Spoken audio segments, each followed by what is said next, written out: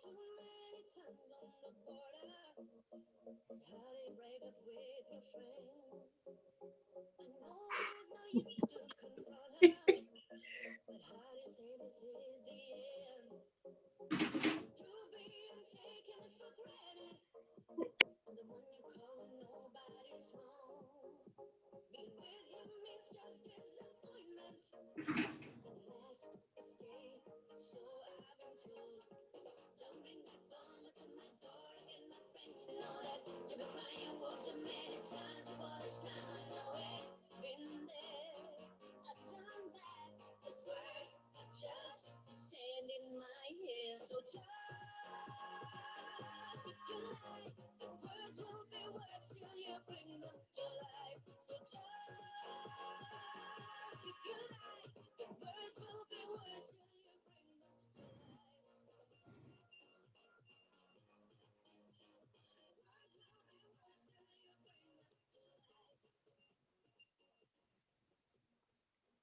Welcome to the show. This is Let's Catch Up with Mike, and that was Talk, Talk, Talk by St. Michael featuring Anya Gold. And that is our theme song. And I'm going to admit, I'm a little punky today. I had my second COVID shot last night, and I'm a little like brain cloud. So bear with me if I kind of go, ooh, what am I doing today? The my mouse just went wee, and I kind of went, oh, that's fun. So forgive me on that if I do anything and you guys go, where did he go? What is Mike up to? So welcome to the show. I'm your host, Mike Batter. And my guests today are an old friend of the show and an old friend of mine, Love Rains, advocate and all around dope ass shit, I think is what we agreed to introduce her as. You will probably remember her from a previous appearance. We talked about Black Lives Matter and cancel culture and just all around everything involving race and cancel culture. That was public. I think that was one of my highest watched episodes because Oh, really? oh yeah, people loved That's that. Well, cool. anything you put Love Reigns on is going to get a lot of attention. But yeah, Love Reigns, published author and local beat poet and advocate. Love Reigns has been a good friend of mine for a long, long time. And welcome back to the show. Appreciate having you. And And we discovered that we're actually siblings. So, yes, we are twins. Yes, Sims from another crib. yeah. Exactly. And almost as long as I've known Love Reigns, I've known Courtney Macareg, who is a local cabaret performer and an activist as well. And Courtney and I go way back. And Courtney has the best nickname for me that anyone has ever come up with. Because I refused for the longest time to tell her my middle name, so she just calls me Michael Middle Name. Michael middle name Batter. Michael Middle Name Batter. So Courtney, welcome to the show. Thank Courtney's you. been an advocate for the LGBTQIA or queer community, as we now have shortened the alphabet to make it easier for everybody. Alphabet Soup is now just the queer community. Well, it actually depends on what circle you're in, but I now say the queer community because it makes it easier for me. Um, which ironically, I think we all identify as members of the queer community in one way or the other, which is very cool. And so, welcome to the show, Courtney, for the first time, longtime listener, first time guest, and and thank you for being an advocate, both of you, for the community, for the queer community, and for intersectionality, and that's what today's show is about. So, welcome, Courtney. Thank you. So, do either of you want to plug anything or promote anything before we dive right into today's topic of intersectionality and race? No? Good? Nope, got All nothing. right. Well, this will be easy. I say easy, and then you guys know the topics that are coming up. So, fun stuff, right? Very easy topics, right? And you guys can hear me okay, right? Everything's coming in clear? Good? Yes. Oh, Yep. did we lose love? Ooh. Are you there? Love, love will keep us together. Uh-oh. Well, well, hopefully she'll join us again in a second. Courtney and I are going to dive right in, and I'm going to bring up a couple of things um, real quick. Let's see if she'll come right back into us here. We are live, and this is the fun part about being live.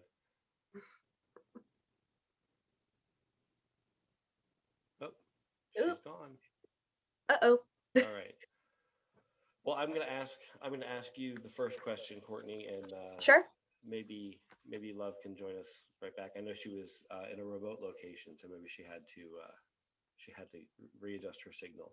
So the first thing I want to talk about is with the Asian American and Pacific Islander um, hate crimes that have been coming. There she is. That have been. Are you with us, Love?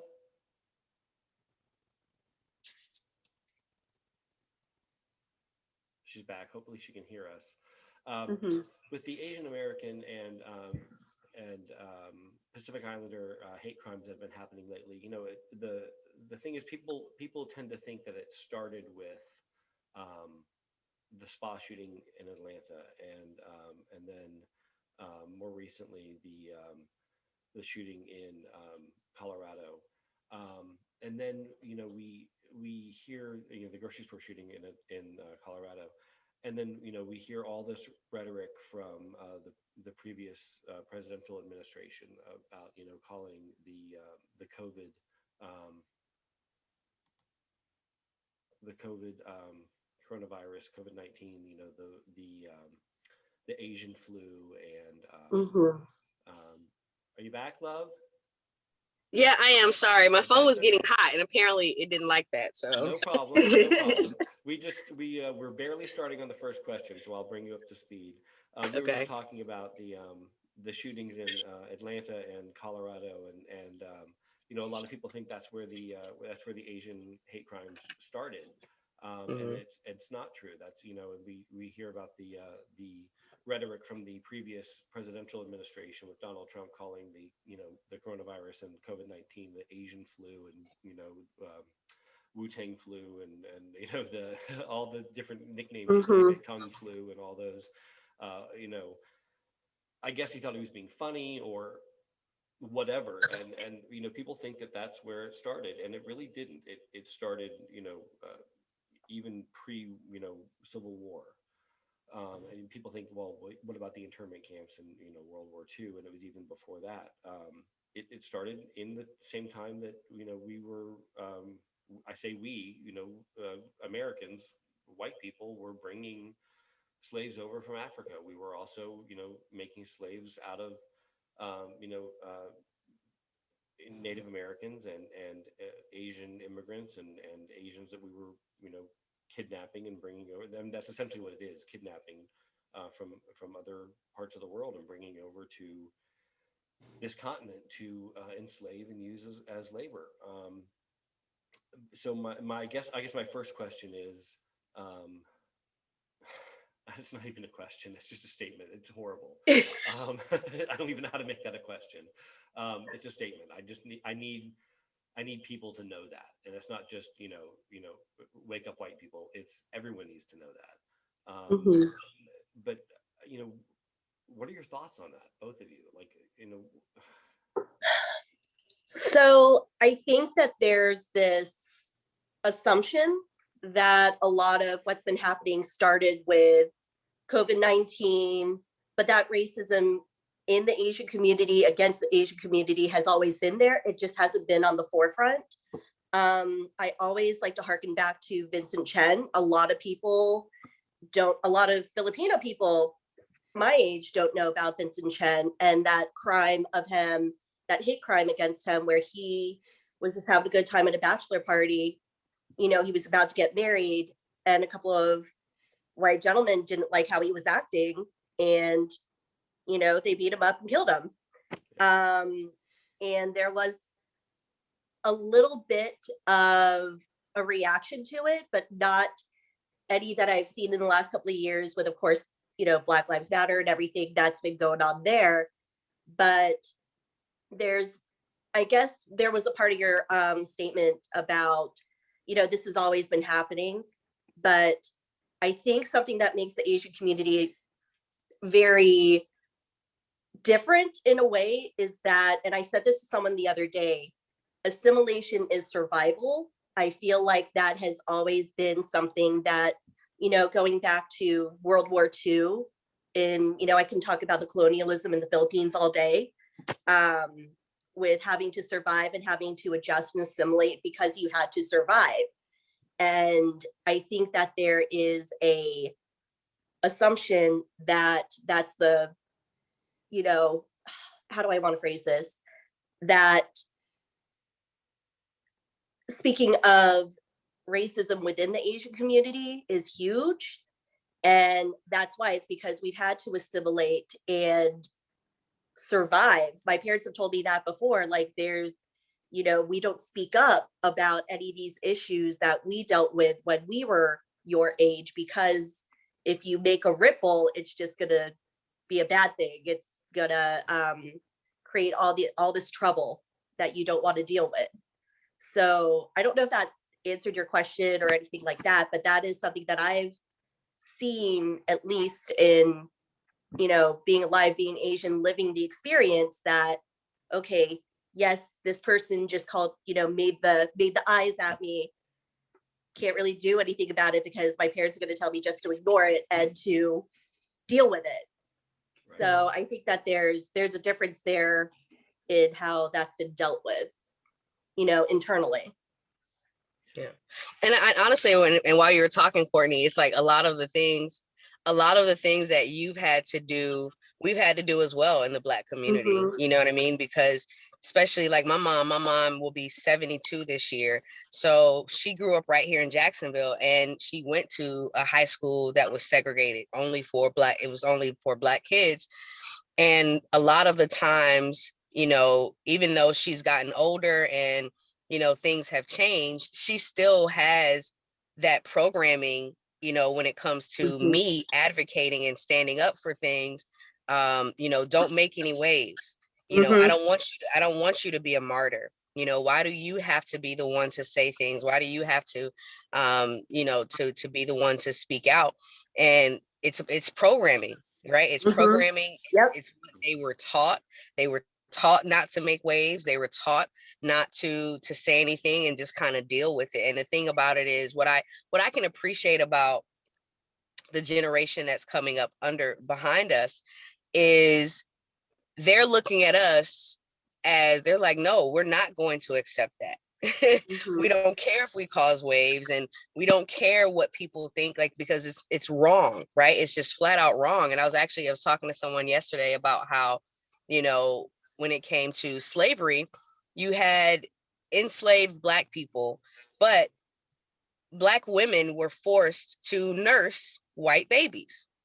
And it's, to me, that's so crazy just to even say it out loud. It's just like, you hated Black people so much, but you wanted us to nurse your babies. Like, I don't understand that, right? So I think that there's this, it's an interesting thing to watch now with everything that's going on. It's unfortunate that, the Trump he brought a lot of things to the forefront, things that were already happening, right? Like you said, Asian hate crimes have been happening, and it's unfortunate that it took something like the killings in the spa to bring that to light. But it's been happening for years, and the same with Black folks. We've been getting killed for years just for existing, just for, just for for being Black, and none of us asked to be here. We were forced here. Everything was taken away from us, from the Asian community and from the Black community, and from every other community that is non-white. We were forced here, right? And that's what you said, Mike. Like, we didn't want to come here.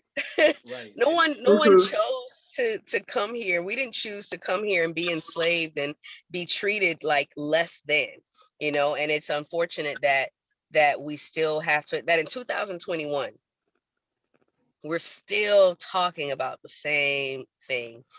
And it's so tiring, right? And it's so tiring sometimes when you get into conversations with white people and they say, you know, well, oh, stop talking about racism. Stop talking about what's going on. It's just like, no, I'm not going to stop talking about it, because if you're tired of hearing about it, imagine how You're we tired of feel living it.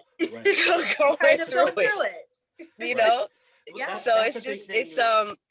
the jokes and all of that stuff. I mean, it's, you know, it is unfortunate because you do assimilate, right? You do get Right. to a point where you just, you join in on the jokes, because it's just like, this is just what it is, right?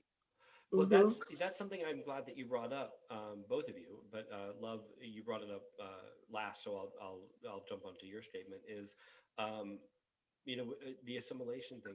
I know somebody watching this will say, "Well, they were Irish slaves," and my response to that is, yes, there were Irish slaves, and there were, you know, British slaves, and there were, you know, Welsh slaves, and there were Italian slaves. But you know what?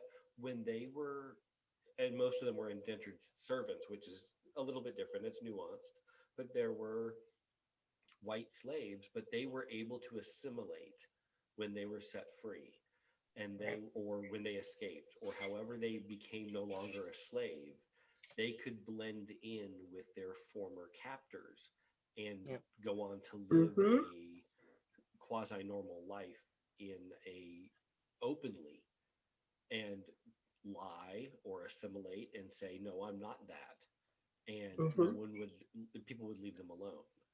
Right. That's a big thing. Based on the color of their skin or the way they looked, they didn't stand out. And people of color, regardless of where they came from, didn't have that advantage. Um, so I know somebody watching this will say, well, what about the white slaves from Ireland or the white slaves from wherever? Yeah, they existed. Yeah, Right. you know, because, you know, the Anglo-Saxon invaders from, mainly from Europe, mainly from Britain. Yep, we would, I say we because that's how I look. I'm not necessarily from there directly, but, you know, yep, we would enslave anybody. And we Yeah. would make them work. But that's the truth And, of it, you know. and the thing that people have to understand is that we don't bring up slavery because we want to talk about it. Right. Yeah, Nobody wants to talk about slavery. it's a Nobody fun wants, topic. right? It's not like this is just, let's just talk Not about breakfast slavery. conversation Yeah, at all. yeah, You yeah. know. Right, you know, but it's like that's where it began, right? And people have to Mhm. understand that this isn't new stuff. It began at slavery, right? It's, Right. you know, even I was watching Marseille Martin, the young actress. She was saying that when she is, you know, she has a rule now when she does films, she doesn't want to do Black trauma films because we have enough of that. Right. That's all we see. All we see is us running from slave, you know, from being enslaved, or, you know, or somehow we were able to survive because we have this white savior who comes and has saved us. Like, we're tired of seeing that same narrative.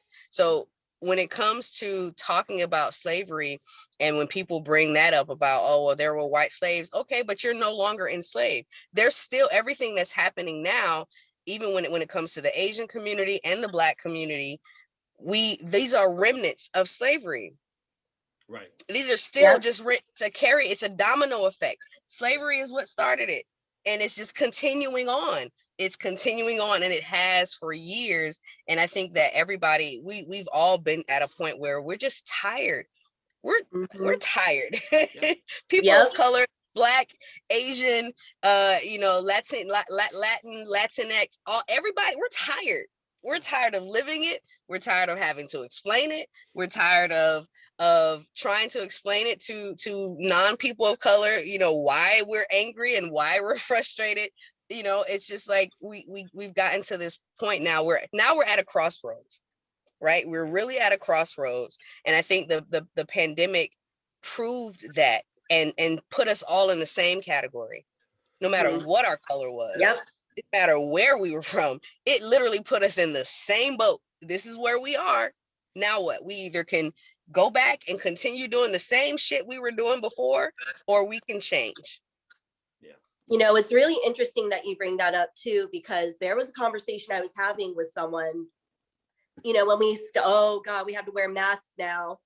And when all this started and, you know, the little jokes of the Chinese virus were starting, in the back of my head, and it took me a little while to say it out loud, but I had a moment of minor panic when I said, if I was walking in the dark with a mask on and I turn around, will it matter what color I am underneath this mask? They'll think I'm Latino, they'll think I'm Asian, will they think, you know, it's one of those things that just harkened in my mind, because I was like, this is all coming to the forefront now. Like, these people are getting braver in how they're feeling about people of color. Yeah. You know, they have permission to act out on it, and that's not okay. You know, as a woman having to walk down the street, I have enough to worry about, and now I have a mask on. You don't know, like, I don't know what's going to happen. Right. And, you know, that's another conversation I have with my partner too. It was, if something happens to you, you know, here's how we'll have to act on it. The conversation recently has shifted when this happens to you. And that's a scary place to be. It is a very scary place to be. So, you know, it's all coming to the forefront even harder. And I think you're exactly right, Love. We're at a crossroads. Like, what do? We got to get past that. Yeah. Will Smith said something, and he was like, you know, they've always felt bold and brazen. Mm-hmm. They've been doing it, right? They've always felt like they had the right to discriminate or even kill and murder, you know, people of color in every aspect. Because they felt they really did have the right to do that, right? Because they were given carte blanche to just do it. Yeah. Right. Without repercussion, you can kill a Black man in his car who's reaching for his driver's license. You can kill a kid, a 12-year-old boy, Black boy, in a park with a toy gun and still get away with it. You can kill all of these people and get away with it. Right. Because that's why. And that was exactly what they did when they did the insurrection. Right. You had all of these things happen and they're allowed to do it. Right. The only difference now is that there's cameras. Right. Now we're filming it. Yep. Now the world is watching. That's the only difference. Yeah. I made the joke, and it was a joke because in the sense that I would never do it, but it was, and you both know me well enough to know, you know, why I made the joke. It was to make a point. And I feel like those are the jokes that matter, right? I mean, there are jokes just for the sake of humor, obviously. But when you make a joke to a certain room or to make a point, and that's the joke that you hope stays with someone, right?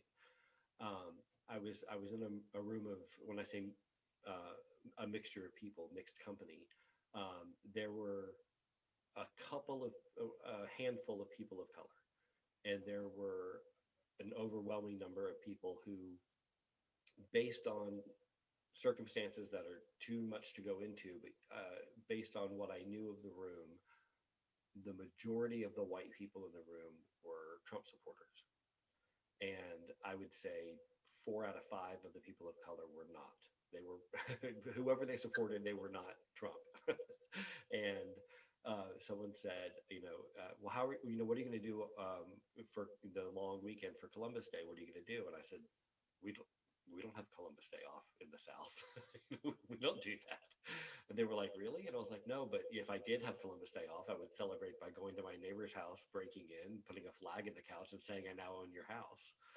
And one of the Black women said, good luck with that. She goes, you'll be shot before you got through the door. I said, no, it's okay. I'm white. And she said, you're wrong for that, but you're right. And I said, that's my point. Yeah. But a lot of the white people were like, and all the people of color were like, I mean, it was not just a laugh. It was a full-on belly laugh, slapping each other on the back, slapping their legs, like, damn, he said that to all these white people. And I was like, well, you ain't wrong.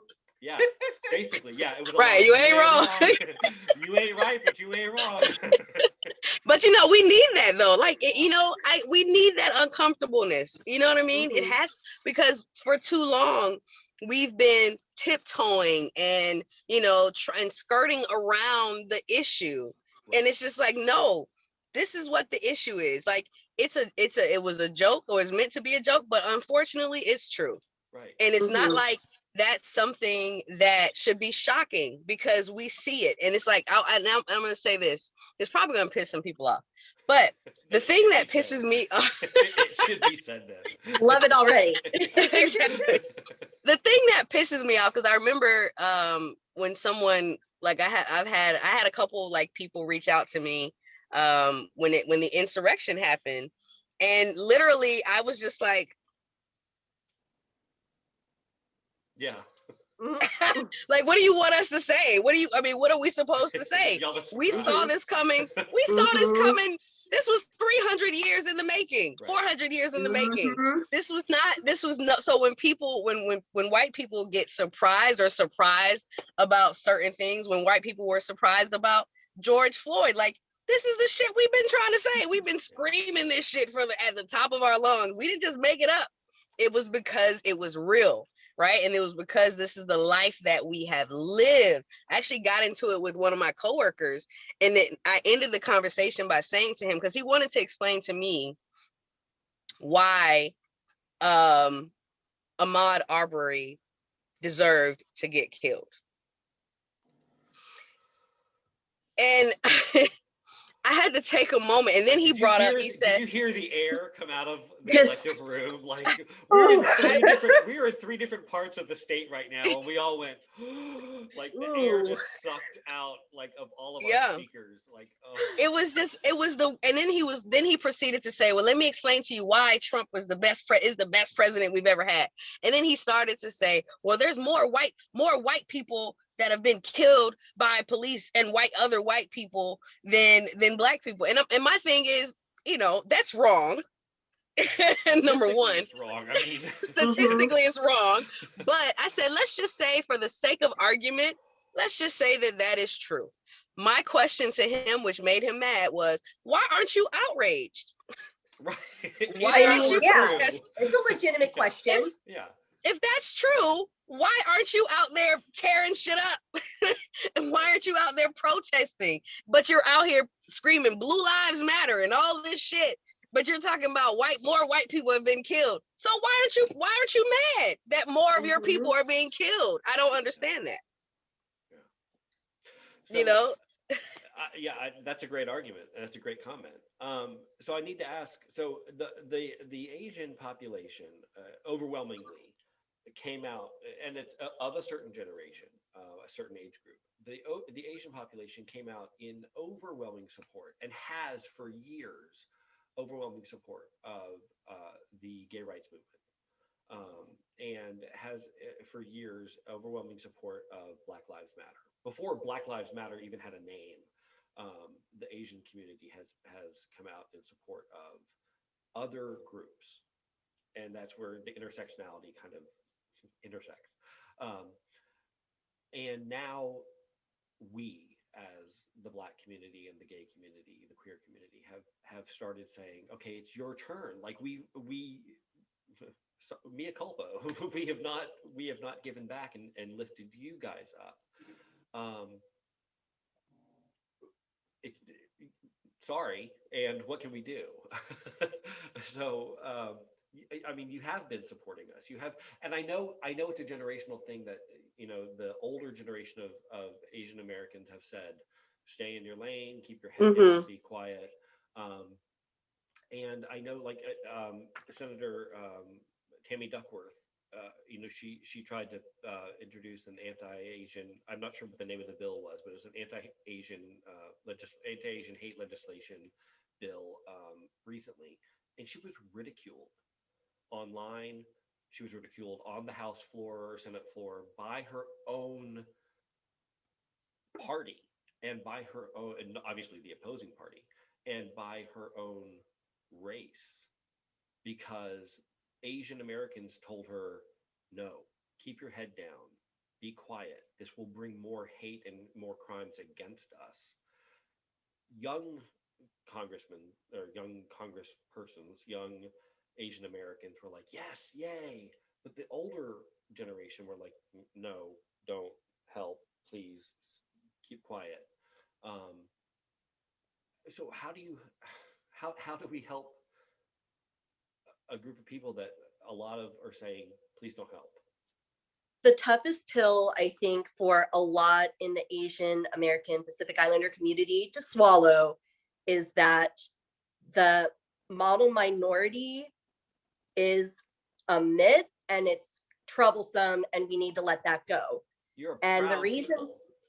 I mean, it's okay, well, Asians are doing fine. They're all Filipinos are nurses. They're doing better off. They're totally fine. They don't need us. They're doing it better on their own. They're just literally taking the punches and just rolling with it. That's the American way. You pull yourself up by the bootstraps.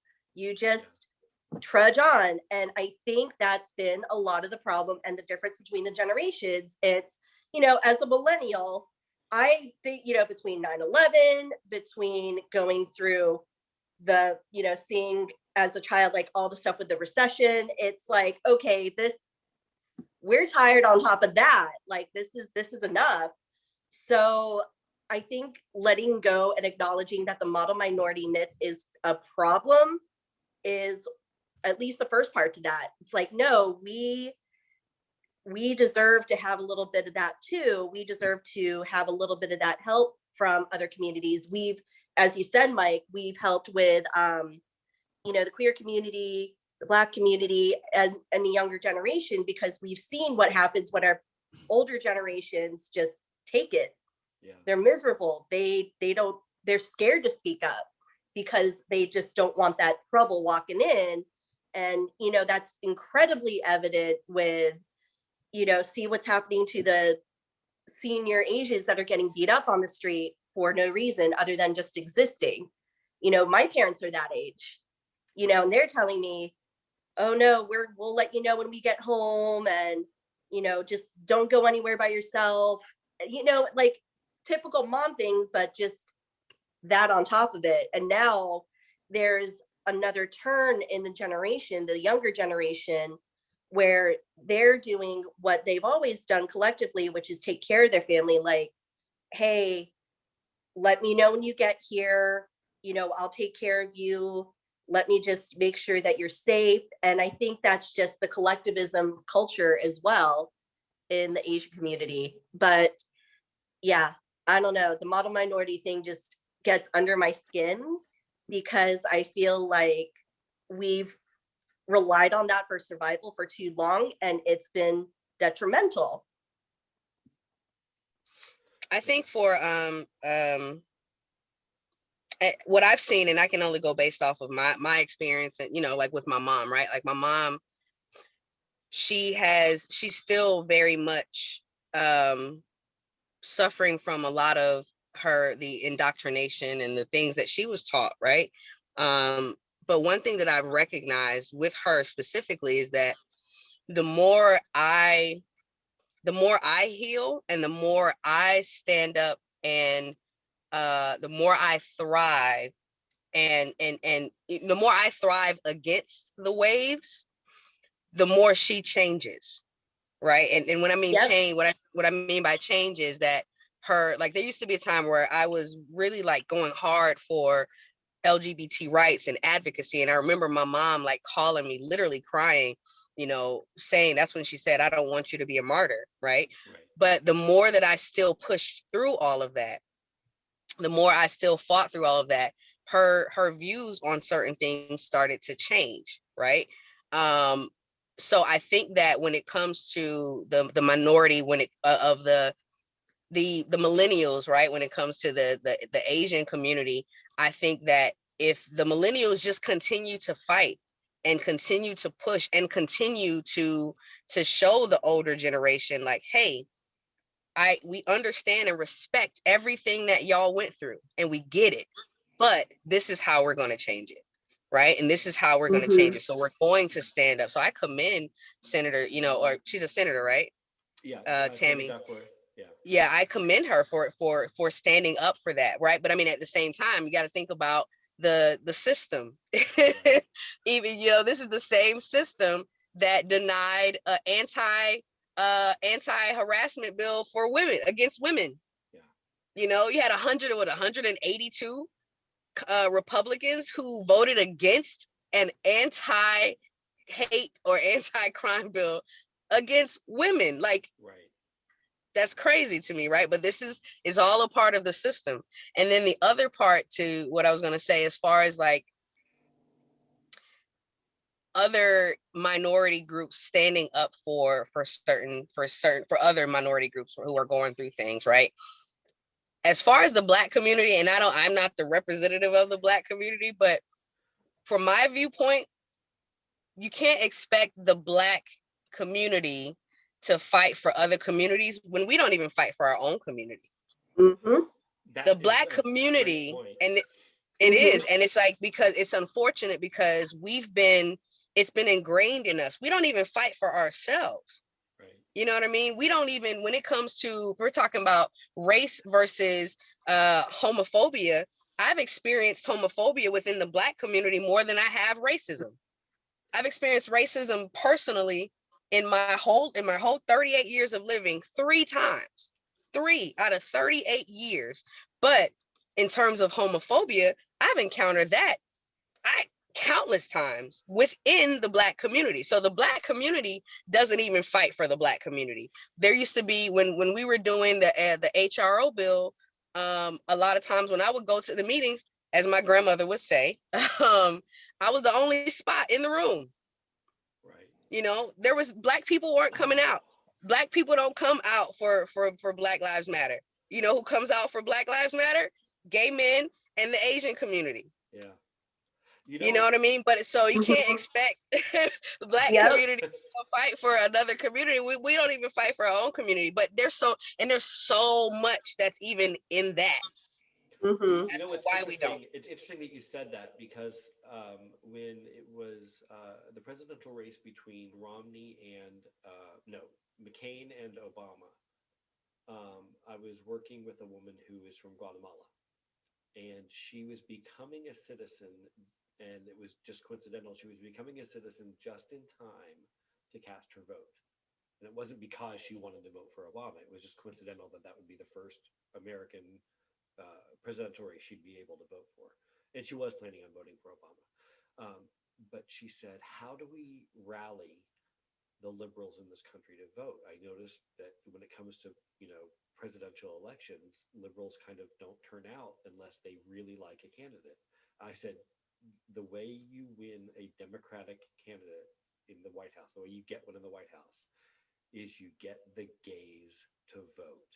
It doesn't matter what race they are, you get the gays to vote. And she said, how do you do that? And I said, you have to get someone on the ticket who will say, and whether or not they do it, because that's a whole different thing, because you never know what's going to happen once they get elected. You have to get someone who will say they want gay marriage legalized. I had no control over that. Obviously, it was something it was a wish list item, and it wasn't, too long after that Joe Biden was like, yeah, I think gay marriage should be legalized. And it was like, oh, what? And Jill was like, I mean, they were on Oprah, and Jill Biden was like, I'm not supposed to say that yet,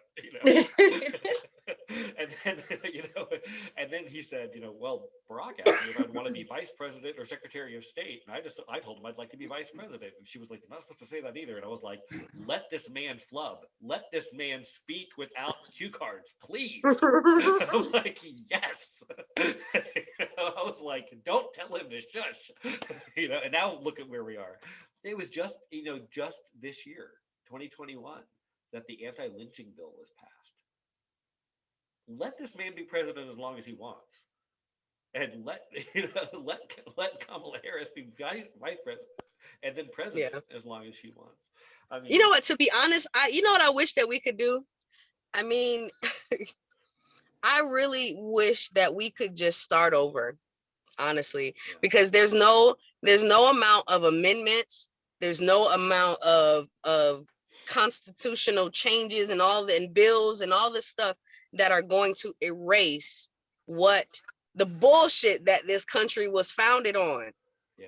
This country was founded, honestly, it was founded by and for white men, period. Well, yeah. That's what it was founded on. So you have all of these amendments, you know, trying to include other people, but the foundation of it is still very rotten and very, like, the soil is tainted. So how can we expect anything to flourish or anything positive to grow from that if the soil, the soil is what's tainted? Right. You know, there's an artist who's a white man from St. Augustine. He has an exhibit at MoCA right now. I don't know if it's still going on or not, but anyway, in his exhibit, he wanted to talk about, he was chronicling racism in St. Augustine. And as a part of his exhibit, he has like these pictures from early, like some of the earliest pictures of slaves right here in Florida. And he was able to commission the city of St. Augustine to, when they took down the Confederate statues, he was able to commission the city to give him pieces of the foundation where those statues were standing.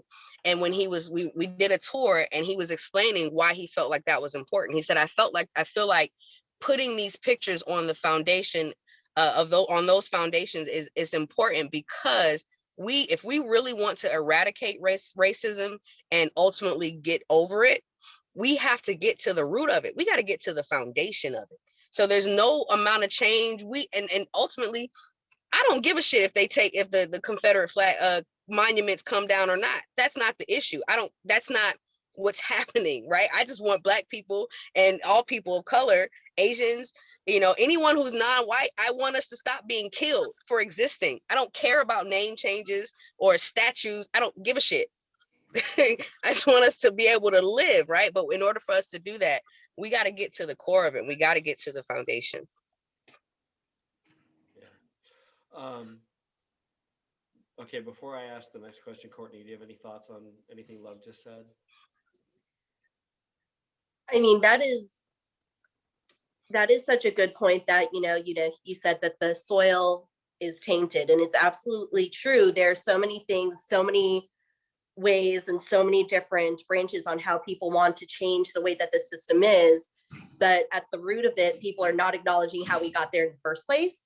And that is crucial. And I think this generation and the generation after me are starting to understand and realize that. And it's a beautiful thing, and it's going to take the work.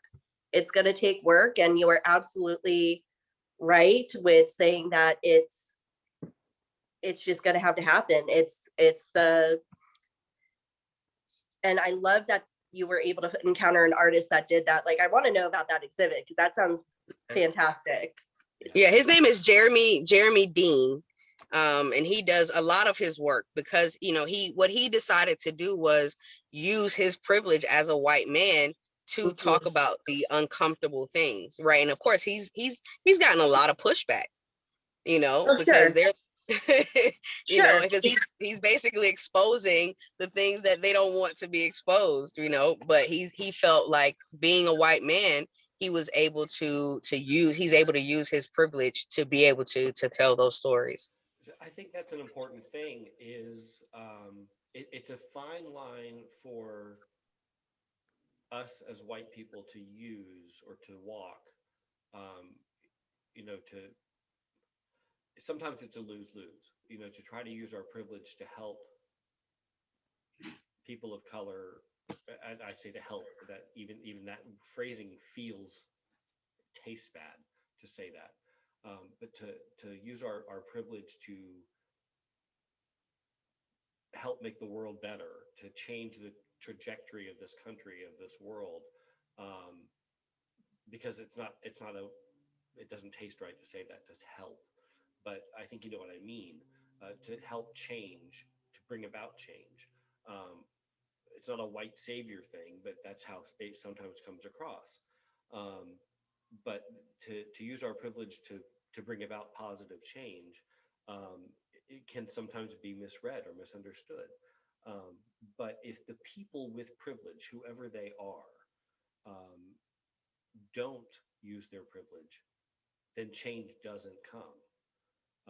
And yes, change can be brought about through revolution, but then people die. People are dying anyway, but why allow more? Yeah. And the people with the power and the privilege can stop the killings if they choose to. Yeah.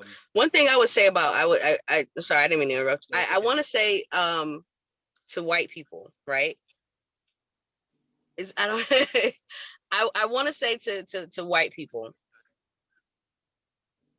don't spend so much time thinking, how you can help. I'm just going to use me as an example. Right. Don't spend so much time thinking about how you can help me or Courtney, right? Spend time going into the system, right? Spend time using your privilege to actually infiltrate the system, you know what I mean? And get into those places where these decisions are being made and take over those positions. That's what we really need. We don't, I know for me, I don't want a handout.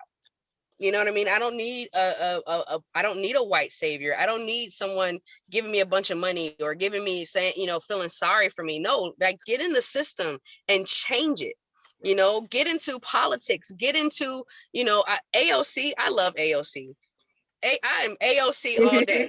I love AOC, right? And I love her because she's doing, and it's not to say that that other people aren't doing the work, but that's just an example. That's just one example, right? One minute example, because she even has her own struggles when it comes to fighting that generation thing. Because I was watching an interview that she was doing, and she was saying that even within the Democratic Party, the generational differences, there's a lot of pushback, right? When things that they want to do, when you have the older white Democrats who don't feel like those things are necessary. So my message to white folks would be, spend more time getting into corporations, using your privilege so that you can actually infiltrate the system. You know what I mean? Because for the most part, and again, I don't speak for all Black folks, we don't want a handout, right? We don't want the money and the people to be able to say, oh, I had this white savior come and help me and save me. No, get into the system and actually restructure it, rewire it, because you have the opportunity to do that. You have more of an opportunity to do that than we do. We're still doing it, right? We're still doing our thing and continuing to climb this Mount Everest of things when it comes to the system. But the main thing that I think that white folks can do to help any other community or minority is to get into the system and change it. And it doesn't have to be at in the government. Get into the school system and change it. Get into, because right here in Jacksonville, to me, it pisses me off how on the east side, you got kids who don't have toilet tissue in their school. But you go to St. Johns County, they got the state-of-the-art everything, right? So I feel like the main way that white folks can help other communities is by actually getting into those systems at a local level, community centers, the school system, whatever it is, and infiltrate that and change it from there. And then we can all try to move together, Courtney? It's funny that you mentioned that.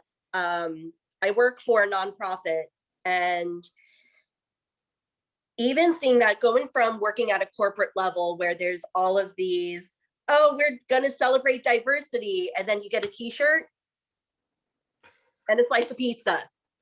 Like, thanks. I feel so diverse right now. I feel so included in the message.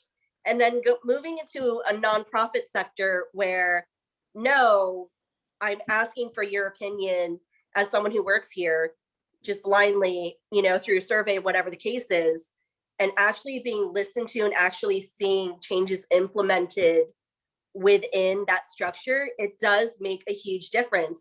So it's great that you say that, Love, because I've seen it where, I work for a nonprofit where there isn't a lot of a minority, period, and it's wonderful to see how do we include younger generations to work who don't have that privilege of being able to apply for certain grants, being able to get into certain schools. Like, how do we give them the opportunity to figure it out themselves? that's huge. And I love that I work with somewhere like that. So I think you're absolutely right. Just starting in the inside, because they are going to be listening to you. We could wave banners and flags all day, but there's not that backup. And I think that's absolutely crucial. Yeah. And I think too, I want to say too that, and I don't think that people like Mike, I don't think you hear it enough. I appreciate you. You know what I mean? I appreciate all the work that you do, and all of the just everything that you do to be able to say, I'm here with you. I understand. I get it. I want to, I want to be able to, like, what can I do? That I'm so appreciative for. Like, it's you and one other person who always reach out to me specifically and say, how can I help? What can I do? And I appreciate that. I really do. You know what I mean? And I think just as a broader message to the white community who are frustrated, who are just as frustrated, right, when it comes to everything that's happening, I think that we have to start doing things differently. And it's not to knock white people who have done things where they've given money to communities and things like that all of that stuff is great, but at the same time, it's a system, right? The system has to be changed. So you can give money all day, right? You can give money all day, but if the system hasn't changed, once that money runs out, then what? Right. You're still not changing the mindset and the system that happens. So I think at this point, what we have to understand is that we got to infiltrate the system, and we have to change the system from the inside out. Well, I appreciate that. And, I don't, I don't take compliments well, because that's not why I do anything that I do, but I appreciate that. And thank you. So I'm going to move on to the next question.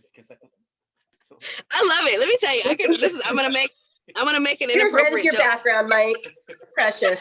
I'm going to make an inappropriate joke. When I get, like, if I don't want to, if I like, because I'm the same way. I don't take well to compliments, but you won't know it. But with you, you know it, because you turn red and then you start blushing and it's I love it. Let's just turn the rest of this into a love fest on Mike. Oh my gosh, no. Because you guys know too much of my stuff. You do. Both of you, between the two of you, you know too much of my stuff. So we were talking about I don't even know how this fits in, so I'm just going to jump in. I can't even make a segue from this. So we were talking about leading by example is what we were kind of talking about, and how maybe white people don't have all the answers or don't know how to help, but they try to apologize or try to lead by example. Jay Leno was not the best at that for years and years of his two talk shows and all his years of stand-up comedy. He made a lot of jokes about Asian Americans, and he made a lot of jokes about blacks and Hispanics too, but he quit doing that early on, or earlier on.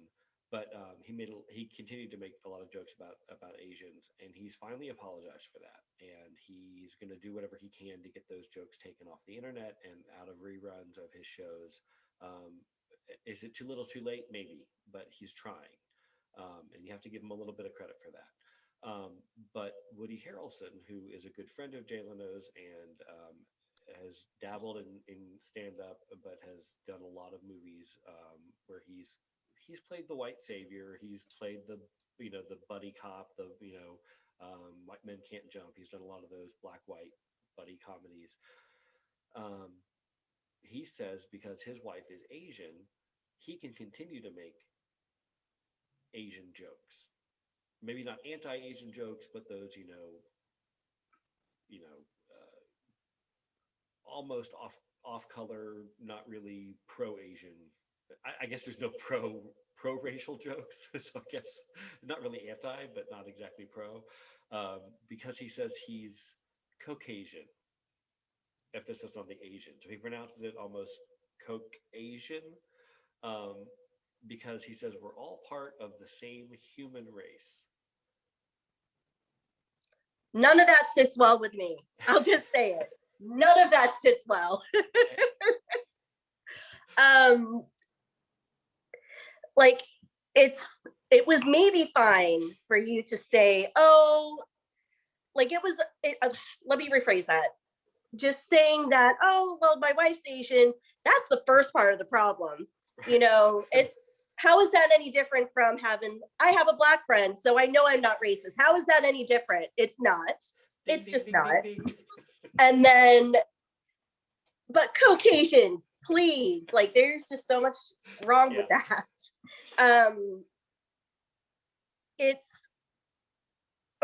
like it just grates on my nerves so much because it feels like we can't give him that out. If we gave Jay Leno an out, we're not going to give him an out because it's okay. My wife is Asian. It's just equally not as okay. There are many times, and I've had this conversation too with other people before, like predominantly my partners have all been cis white men. And without a doubt, in every single one of those relationships, I have had another couple walking towards us that is a white man and an Asian woman. And without fail, the white guy points at my partner, does a thumbs up, and keeps walking. And it's the most unnerving thing because I'm not a prize to be won. It's like a Disney movie. I have no prize to be won.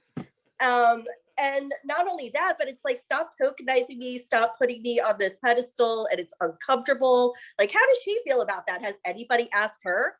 Right. Obviously, I have a lot of feelings about this. Well, and also, you can't possibly be bi or pan or ace because your partners have always been or predominantly correct. Been, yes, cis white men. So there's that as well. And also, and I do want Love to jump in, but I just thought about this when you said that. It's a lot like the I had this argument with somebody. I said that John Wayne was a well-known racist. I mean, blatantly. John Wayne is like, American hero, cowboy, riding on horseback, shooting a rifle with one hand, cocking it and shooting it with one hand, John Wayne. He was a blatant racist. He was anti-Semitic. He was anti-Black. He was a sexist. And the argument was John Wayne wasn't a racist. His wife was Native American. Well, then he couldn't possibly hate Blacks or Jews or Asians because his wife was Navajo. But what? So Walt Disney once held a door for a Black guy. Does that mean he liked Jews? No. It doesn't make any sense. So what is your take on the Jay Leno, Woody Harrelson, my wife is Asian thing? Love reigns. Okay, so I really feel like I have a different viewpoint. I think celebrities as a whole, when it comes to certain things, they should just all be quiet. Don't say anything. With opinions. I know, but it's just like when they try to go back and try to explain past things or try to bring things, bring a modern spin to something they've said in the past, it always just makes it worse. Cancel culture as a whole, because I know that there were a lot of people who were giving Woody Harrelson shit, and I get it. I mean, I understand, but I feel like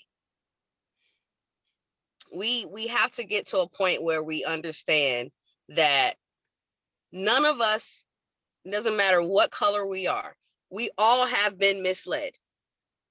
We all have been lied to. We all have been subjected to this this whitewashed history, this hetero this hetero driven history and system that we've all been placed in, right? We all have been lied to when it comes to it. Maya Angelou has a quote and she says, when you know better, you do better. Right? If we were to go down the line of Black, Asian, and white comedians or celebrities, they all have said something that wasn't favorable of another race. They all have. So we'd be canceling people all damn day, forever, right? I think what we have to separate is what we have to realize is that we got to give each other grace. We have to give each other grace, and that's not to make it to say that it's right, right? It's just to understand that, you know, when we were younger, or when Jay Leno was younger, it was accepted. Right. The race jokes, whether it was against black folks or even when it was against gay folks or Asians, it was accepted. It was widely accepted. That doesn't mean it was right, but as it was widely accepted, right? Yeah. Same with when it came to, you know, people doing blackface. At one point, that was widely accepted, right? So now we're going back saying, oh, in 1975, you had on blackface, but they're not the same person today. Right. You know, and so we have to give each other grace, and across all races we have to give each other grace and understand that, you know, we're allowed to change. You know what I mean? Joe Biden has had a history when it comes to racism, but he was allowed to. We have to give each other a time and an allowance to change, right? We all have, we're not perfect, and we're all human, and again, that doesn't excuse it. Because I mean, there are some people who are just assholes. Like there's some people, some men who are still misogynistic and are just taking this whole patriarchy thing to the next level. Those now, when it comes to cancel, yes, we should cancel those people, or we should cancel people who feel like, oh, I have every right to make racist jokes or whatever. Then yeah, we cancel those people, but we don't do that.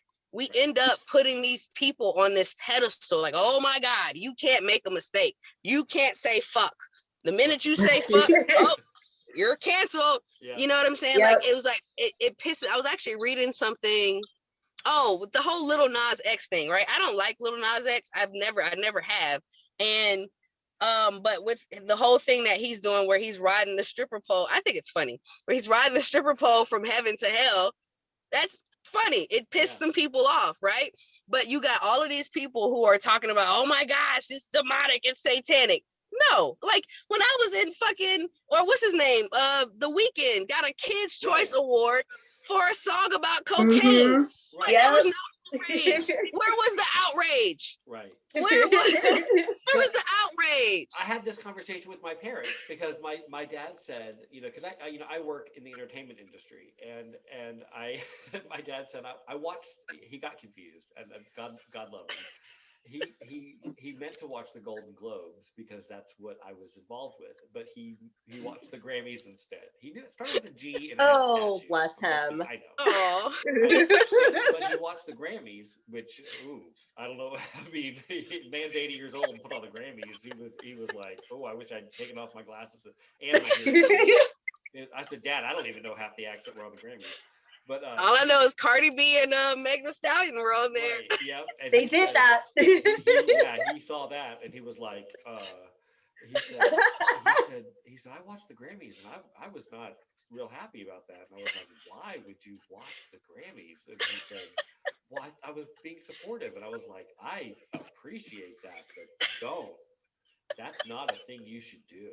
And he was like, yes, I will not. And I said, good. He said, you know, I don't understand some of the music and some of the acts. I said, let me tell you this. When I was your grandson's age, the big controversy was, well, I guess it was, you know, Eric Clapton singing about cocaine. And then, you know, before that or after that, it was Madonna in a wedding dress rolling around, a wedding dress made out of lingerie. And then a few years later, it was Madonna French kissing another woman wearing the same wedding dress and lingerie. And then a few years after that, it was a woman, the same woman wearing a snake and doing a stripper pole. And then, I mean, every year it's something. It's always something. They have to. I mean, you had who was it that sang? Huh? Oh no, go ahead. I'm sorry. I said they have to top the previous year. You know, Yeah. they have to make it more. I said, and Yeah. I said Janet Jackson and Justin Timberlake at the Super Bowl. That wasn't even an award show. That was a sporting event. You know, they have to make it more and more controversial. And he said, well, I just don't think I'll ever watch the Grammys again. I said, I'll tell you this. I haven't watched the Grammys in probably 10 years. Me either. You know, but Nope. I don't also don't listen to mainstream radio anymore, you know. But my first job in radio was was the token gay guy, you know, and I couldn't do that job Mhm. now. Ethically, I couldn't do that job now. Right. And I don't think censorship would let me do that job now. Right. But I heard a gay comedian make an anti-gay joke in 2021 the other day on XM radio, and I was like, what? And I was like, I get the point though. He was pointing out how bad we've gotten about canceling ourselves even, Mhm. but it still sat badly with me. It didn't feel right, and I got his point, and it was funny, but it still felt bad. I was offended. No, I felt like I should have been offended, but the joke was too dumb. Right. You know, it was like if it were funnier, I'd be offended. You know, Right. it was just like, Yeah. Mhm. it's not funny enough that I'm offended. Um, Yeah. but you know, I feel like talking about cancel culture, I feel like Jay Leno, and I think I interrupted you, Love, so I want to get back to your. Oh no, you're good. But I think Jay Leno has at least apologized, and Right. you know, Woody Harrelson is saying, no, I'm not going to apologize. I'm allowed to be racist. So there's the difference. Yeah. Mhm. But when you say, you know, we've all been led down the wrong path, most of the time that path is for a paycheck. Yep. Yeah. You know, so It is. Yeah. you Yep. know, or because we don't know any better, like Maya Angelou said. You know, Yeah. when Love was on my show before, we talked about nursery rhymes. You know, and Mhm. fairy tales. Yeah. Give me crack corn and I don't care is about a Mhm. slave master. I didn't Yep. know that. My mom Yep. didn't know that. I don't think my grandma knew that when we read those fairy tales as kids and nursery rhymes as Mhm. kids. Yep. Most, you know, Dr. Seuss, the 6 books that were canceled by Dr. Seuss's foundation, they weren't canceled. 5 of those books haven't sold anything in 50 years. The one, If Mhm. I Ran a Zoo, that was still in circulation is fucking racist and it Yep. should be pulled. And Right. it was the only reason it's still sold is because the title sounds innocent. Um, Yeah. but it's not an innocent book. But Yeah. the you know when if I choose to stop selling something I created, that's my choice. It's not cancel Right. culture. Mhm. Right. So that's that's something I think people should be aware of. Yeah. You want to finish your point, Love, or can I move on to the next No. one? Yeah. No. I was just gonna say. I think that again when it comes to like you pointed out the fact that Jay Leno apologized, right? Jay Leno apologized, and so did Kevin Hart, and Yeah. so did Paula Dean. You know what I mean? But it's like Mhm. if you really think about the context of it, for Paula Dean, an example, she grew up in the South. She's an older white woman who grew up in the South. It was something that was allowed, and it was her life. You know what I mean? It doesn't mean that she, like, when she apologized, I look at the sincerity when it comes to people, or the genuine nature behind it. I feel like Jay Leno was genuine in his Yeah. apology, right? Right. Now, as I far do as too. Woody Harrelson, like, yeah, you can't he can't expect people to just be like, oh, okay, yeah, you're married to an Asian woman, so you can be a Right. Mhm. racist. Like, no, that's Right. just wrong. And that's my point. Like, I feel like we give too much, we put too much pressure on celebrities, and for stuff that they did in the past. You know what I mean? Like, especially if they've changed, or if they're genuinely apologetic about it, like, let's give them some Yeah. grace. You know what I The mean? It's Paula something Dean that thing, though, happened. I'm going to push back on you for. On the Paula Yeah. Dean thing. Only because I kind of went like this when you said that. Paula Dean making racist comments in the late 80s, Yeah. she should have known better. I The mean, late she should have. the late Probably. 80s, the late I mean, 80s is different than the late 60s. But think about it this way, though, right? Racism, there's still people right here in Jacksonville, right? There's still sides of town, like, to this day, that are there's people who won't go across the bridge because they feel like, you know, oh, I'm black, I need to stay on this side of town, right? And there's people who feel like, oh, well, I can't go to St. John's County or Mandarin because that's a white area. Like, these are comments and things that are that are prevalent today. So it's not like I'm excusing her. I just feel like, you know, up until like it's still very new. You know what I mean? As far as like calling this stuff out. And I think that with her, you know, I mean, I don't know Paula Deen. I don't know, you know, how she is now. But I mean, I look at older Southern white folks in my mind, just based off of previous experience or experiences that people have had, even in 2021. I wouldn't go to a Southern white woman's house. Not today. I wouldn't. You know what I'm saying? Because I feel like I don't know what could happen. You know what I mean? And that's today. You know what I'm saying? Because you just never know. We are in Florida. We are still in, you know, you just had Governor Kemp just sign a blatantly racist law. You know what I'm saying? That just happened a couple weeks ago. Yeah. So it's like, it's, you know, the racism is still very prevalent in this day and time. So I just feel like with her, whether it was in the 80s or today, it's still something that still happens, and it's still very prevalent. You still have a lot of people who are suffering from it. And again, it's not excusing it. But I just feel like we gotta give people some grace, especially if they're trying to do better. You know what I mean? But I mean, it's very prevalent too in like the artist community, especially in burlesque. There's always going to be that one act that somebody did 15 years ago, you know, like a geisha act or something like that, you know, white girl in, you know, the geisha makeup, and then she comes out and apologizes. And then now, because of the generation that has access to the internet, you know, she posts something, oh, I had this act, you know, using this as a very hypothetical example, had this act, it was really, I thought it was racist, I'm sorry I did it. And the next thing you know, it's just like 200 comments later of people reminding her how terrible she is, you know? So it's like, where do we draw the line at cancel culture? So that is a very good call out. Like, when does it go too far? And when do we start calling it consequence culture? Is it cancel culture? When do we start forgiving them? Are they trying to do better? Is there a genuine apology there? But why do we feel like we have to apologize and say something in the first place? That's a really good point. Yeah, and it's kind of like, do you get ahead of it and apologize and then face the repercussions, or do you wait for someone to call you out and then apologize, which is worse? Right. It's like, either way, do you wait for someone to call you out, or do you do it yourself? Where do you feel empowered? Right. Do you even have that power if you do that? Yeah, that's funny. You know, based solely on appearances, though, I'd much rather wander into either of your mother's homes than Paula Deen's. But you both know that about me. Like, if someone just had all three of them on the front porch in the exact same neighborhood, like, you know, North Beaver Street in Jacksonville, exact same row house, your mom, and Paula Deen. The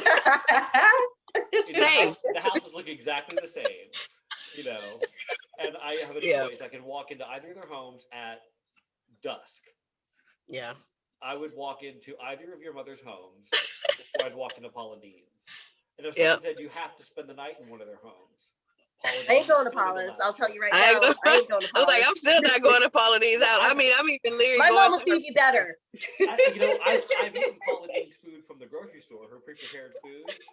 And I've eaten Courtney's mom's, or your dad's, I'm not sure which, that you brought to work when we worked together. I've eaten your that was Dad's lumpia. Okay, it was Dad's lumpia. And oh my God, your dad's food is better than Paula Deen's anytime.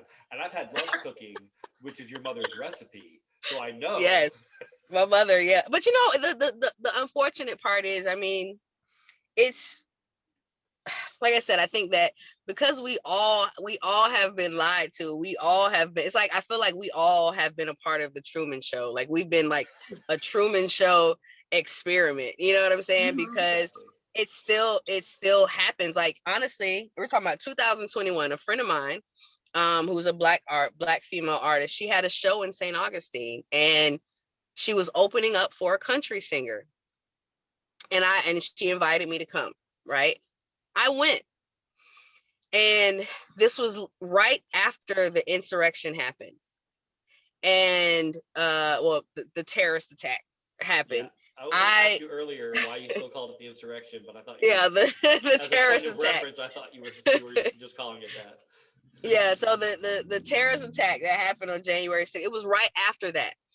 And I got down to St. Augustine, and when I pulled up into the parking lot, I saw a bunch of trucks, I saw Confederate flags, I saw just, and then all I saw was white people. And to be honest with you, I didn't realize it until that very moment. Um, I was scared. I was so scared to the point where I parked, I paid $20 to park, and I sat in my car because I was scared to get out. Yeah. I was scared to leave. I was scared to leave. I was scared to be there. I was scared to get out of the car. It was a lot of things that happened to me. My heart started racing, and it was crazy. And I'm like, this was just January of this year. Yeah. So it's like the unfortunate part is that we're still suffering it, you know what I mean? And I think that people need to understand that um living this life, as much as people don't want to talk about it, living this life is just as bad, because you feel like we make some progress, right? But then we don't, and it's like when we bring up the past, or we dig up the past from all of these people, these comedians and these celebrities who are now apologizing for all these things, and they're getting canceled. It's just, to me, it's like, why? You know what I'm saying? Like, Bill Cosby was making rape jokes back then. You know what I'm saying? Or Richard Pryor, or they're like, rape culture has been prevalent. It's been happening. All of those things have been. Though. I mean, to joke about your own crimes. Exactly. Right. But nobody said anything. It's like, Nobody that's said pretty anything. bold. That's like Jeffrey Dahmer doing a whole set about who he's gonna have for dinner. Exactly. Exactly. But but if we think about the times, right? Yeah. Who was gonna say anything about it? Who was gonna speak against it? Nobody spoke against it. There are people who still think Bill Cosby's innocent. I mean, yeah, that this is how I feel about that, right? And I'm not gonna go into it, but this is how I feel about that. And it's a whole different show. I don't believe that he was innocent, but my thing is, if we're going to hang him at the stake, hang everybody at the stake. Oh, I agree. All of them. Mm-hmm.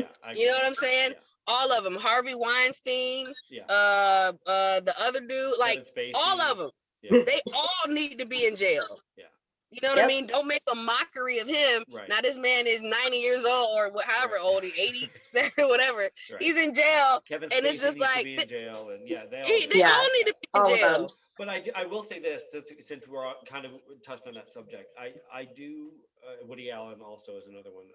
I do feel like there does need to be a way. And I'm not saying certain artists are better than others, or are more worthy of this than others. There needs to be a way to separate the artist from the art. If we are willing to do it for Picasso and Vivaldi and Monet and Dali, artists who did horrific things in their lifetime that we now consider to be the masters, then we have to be able to apply that. If we can look at a Van Gogh and say, oh well, yeah, but he was crazy, or well, he did rape someone, or he did have today it would be considered rape, but it wasn't then. Mm-hmm. Right. Well, either it was or it wasn't. I mean, the laws may have changed, but the act, well, he may have done this horrible thing. He may have slit her throat and painted with her blood. I'm not saying, right. I'm not saying Van Gogh did that, but there were artists who, he painted with his semen after he had sex with her. Right. Okay. Yep. That's weird. Right. Exactly. But it's stuff that was acceptable at that time. And it was okay back then. Okay, but that's not. But you could say we separate the artist from the art, but you can't say that American Beauty is one of the greatest films ever made subjectively, obviously, but Yeah. but Kevin Spacey, but because Kevin Spacey was in it, you'll never watch it again. That's your choice, but it's still considered to be AFI's, on top, AFI's top 100 list because it objectively is artistically one of the greatest movies ever made. Um, Right. okay, I mean, I choose to separate the artist from the art in a lot of ways. Now, I also will never see another, Mel Gibson movie again. But I personally don't think he's all that talented, and I think what he, what he did was horrible. But that's Yeah. me not liking the man. I don't think he committed. I have to go back and look at his accusations. I don't think he committed as horrible a crime as Kevin Spacey. I have to think about Yeah. that. He was drunk driving and verbal assault. I don't think he actually physically assaulted anyone, but I'm going to check on that before I make that statement. Yeah. But speaking of movies and actors, Minari and Nomadland are in the news because this is positive news about race, which is nice to segue into. Minari is the main cast is almost entirely Asian. The characters are North Korean immigrants who start a farm in rural Kansas to build the American dream. It was nominated for multiple Golden Globes and is now nominated for multiple Oscars. And in many of the categories, it's the first time that's ever happened. And it is breaking and bending the standing rule on Oscars so white and Golden Globes so white. And I'm happy about that. I'm thrilled about that. The movie was never supposed to be released in America, even though it's an mostly American cast. It was a North Korean made movie, technically a foreign film. The way the Golden Globes work and the Oscars work is that the country of origin has to back the film for it to fall into the best foreign film category. And of course, North Korea was like, no, just North Korea. And Jane Fonda, obviously a huge advocate for things like that, said, I don't care what category you put it in, stick it as best animated feature, I'll back it. And then Lily Tomlin, who's like her best friend, said, I'll throw money at it. And then I think Kevin Costner said, yep, I'm in. And then a bunch of other celebrities were like, yes, we'll throw money at it. Steven Spielberg. So the Golden Globes were like, we don't know where to put this now. What category do we put it in? So they nominated it for Best Picture, Best Foreign Film, Best Original Foreign Film, like best, like every category they could throw it in. And then the Right. Oscars nominated it for Best Picture and Best Foreign Picture. So it's broken all the rules, which is amazing. So I just wanted to give a shout out to that, and it's also nominated for Best Director, which is amazing, and it's nominated in all the major acting categories. So that's something you guys should look out for. When I say you guys, I mean not just you two, but the audience as well, to look out for and root for. And then Nomadland. Has nothing to do with race as far as the movie goes because it's basically an all-white cast. But Chloe Zhao, who is the director, she's a Chinese American filmmaker and has traditionally directed documentaries. She directed this movie starring Frances McDormand as a woman who is not homeless but houseless, is how her character describes herself, who lives in her van. And she's a school teacher who becomes houseless during the Great Recession and decides to drive across the country and enjoy life on the road. Chloe Zhao directed it, and she won Best Director for the Golden Globes, first woman of color to win Best Director ever at the Golden That's Globes, awesome. first nominated. Well, this year there were several nominated women of color. She's the first to win, and she's the first to be nominated for an Oscar. So keep an eye on them. Thoughts on that, both of you? I think it's I awesome. think I it's mean, great. yeah. It's great. I think that it's a start. I'll say that too. It's great and it's a start. I'm very excited to see that there's more representation. I think the future of that, and this is just me being a Pollyanna about it, is that there's going to be more, Southeast Asian representation, you know, a lot of Indian, a lot of, you know, because there's, again, going back to racism within the Asian community, they're lighter skinned Asian, they're a little more acceptable and a little more palatable for the audience. But moving into seeing more, you know, for me, Filipino driven films would be phenomenal. You know, I follow Dante Basco, who most people know as Rufio in the Hook movies. In the Hook movie, he's amazing. And he's doing his own films. They're not getting the backing that this is, but maybe one day they will. And so it's really awesome to see that there's a start. It's a start. Yeah, an amazing I agree. cosplay as a female version of him. Yes, I did. I did do a female Rufio act. It is my pride and joy. Like, it was something that I felt I could accurately represent as, I think, one of maybe two cabaret style Filipino Asian period performers in Jacksonville. You know, I took a lot of pride in that. For sure. That's awesome. And it's, you know, I think it's great. I mean, I think it's great. It's still, you know, it's still kind of like one of those things where it's just like, it's great, but at the same time, it's just like, when is it not going to be the first, Right. you know, Yeah. the first this or the first that? It's just like, you know, I get it. And I understand. I'm happy that all these things are happening, but it's just like, when you live that your whole life, Yeah. you know, it's like, because even when it comes to like the first woman, period, you know, of any color, or the first Black, or the first Asian, like, it's just like, when are we going to get over that hump? But I'm really happy, you know what I mean, to see more recognition and more representation, because it does matter. You know, it does matter. It matters to the kids who are coming up.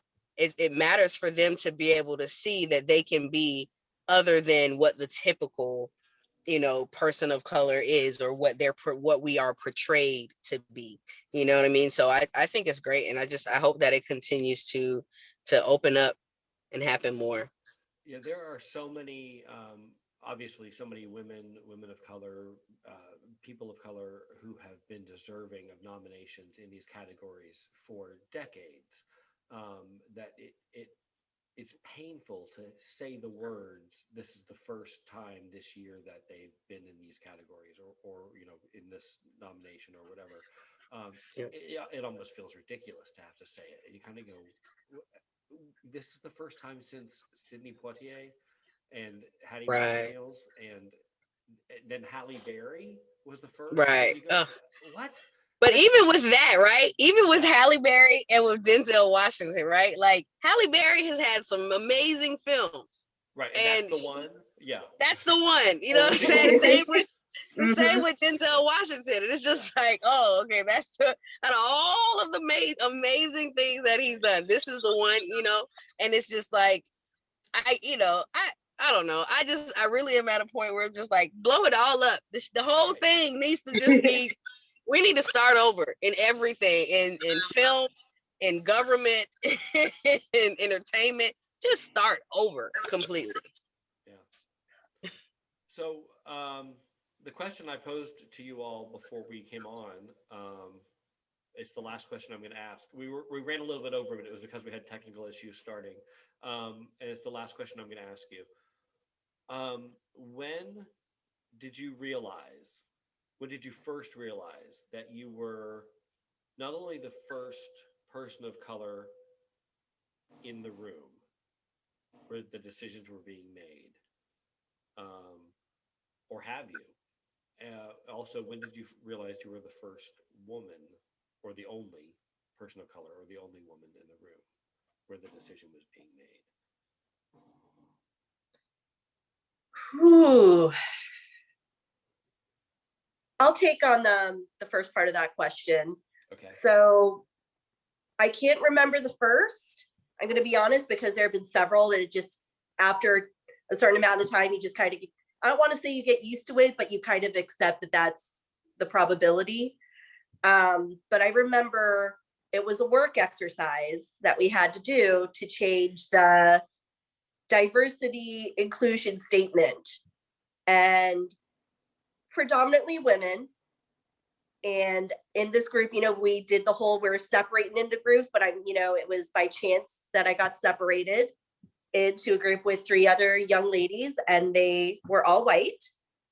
And this, bless her heart, she took the piece of paper and was like, well, I have something to say about it. And I just kind of did like a side glance. I was like, I'm going to let her finish because I want to see where this is going. And she's like, the first thing she says, and it's just so littered, I guess, in privilege, is this is just worded incorrectly. This is grammatically incorrect. I was like, oh, hold on. And I kind of showed my spice a little bit. I was like, so you're not going to let me kind of take the reins on this, because seeing as how I'm like the one brown girl here, like straight up said, because I'm one brown girl here, you're not going to ask me what my opinion is. And it came out. Like, I didn't necessarily intend it for it to be that way, but I guess it came to a point where I was just tired of, going through so many different corporate work settings where, yes, we're going to include a diversity statement, but everyone who's bringing this up is not a person of color. Yeah. And it just feels, surprise. Yeah. But obviously I would think that there were people of color who came up with these diversity statements anywhere you work, I would hope. But yeah, that was what I really realized, like, wow, my voice is being silenced. And I don't think this person intended that, but it also was one of those things like, wow, I didn't mean to call you out on your privilege, but at the same time, I kind of did, because you can talk diversity and inclusion all day, but if you are not going to include and raise the voices who are the reason why that statement exists in the first place, then what's the point? Yeah. So that is when I absolutely felt that I am singled out, and I did a look around the room. I'm the only person of color in that room, and we're talking about inclusion diversity statements, and it was, and then people start to kind of look around, like, is there anyone who we should ask first? Oh, it's just the one girl, but she's in that group. So it's many times I feel like I'm in that situation, and I just chose that one time to get a little feisty about it. Sometimes it needs to happen. Yeah. Yeah. For me, I think that it's happened my whole life, but in my one of my corporate jobs where I started to, climb the ladder, so to speak, and get into a leadership role, I found myself being the only woman, the only lesbian, and the only Black person all at the same time. Triple threat. And right. So it was a lot of pressure. You know what I mean? It was a lot of pressure. It felt like there was a lot of eyes on me, and they were watching every single thing that I did, because they were waiting for me to mess up, or waiting for a reason to say, oh, see, there goes the angry Black woman, or, there goes like all these different things. And so I remember I was like, I had a team, it was a team of 5 of us, 6.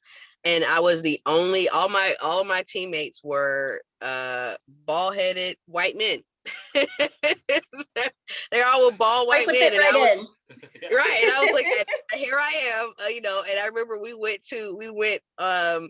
we had to go to another state for a trip, for work, and we were in New York, and I'm literally walking down Times Square with these 5 white men. And there's me, but to me, it was a lot of, I felt empowered also, you know what I mean? It felt good to be able to say that I wasn't just given that position. I fought for that position, and I had to go through many more hoops than other people. Like, just to get that position, I went through 8 interviews. Wow. Because in hindsight, it was because they were trying to find a reason not to hire me. Yeah. They were trying to find a reason not to give me that position.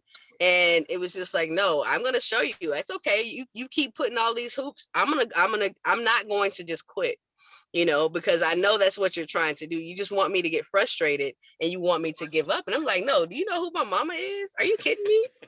Are you kidding me? Mama ain't raised no quitter. I don't care Right. what obstacles you put. I'm going to go after it. So once I felt like I could really say I earned that position. It wasn't given to me. So I took that position seriously, and I took it, and I felt like it felt good. It felt good to be able to say that I was the only Black person or the only woman on the team, because I excelled at my job and it felt good, So I haven't encountered it much since then, but that is one of those times where I really felt like, okay, I gotta. What my mom used to always tell me, and really just from childhood, is that you're going to have to work 10 times harder than other people, simply because of the color of your skin. Okay, so that leads me to my very final question. I know I lied. So given what you just said, your mom told you, when did you first realize you were Black?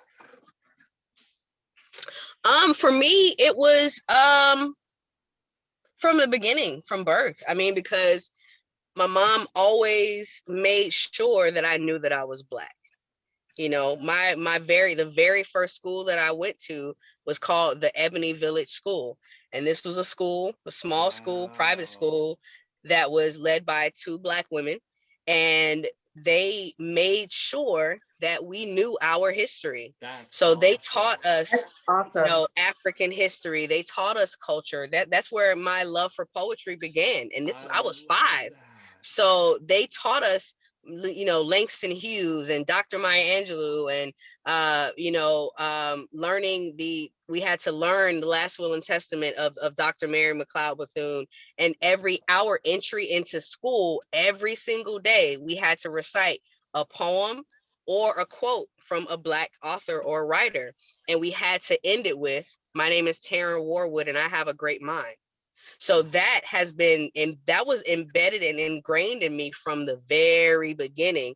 So I never felt different. Even when I was put in situations where I was the only Black child or the only Black person, I didn't feel any different, because I wasn't raised that way. I wasn't raised different. I was raised to know who I am and understand, like, okay, I'm going to teach you who you are, and I'm going to teach you how to be strong and courageous in who you are. But understand that this is the world that we live in.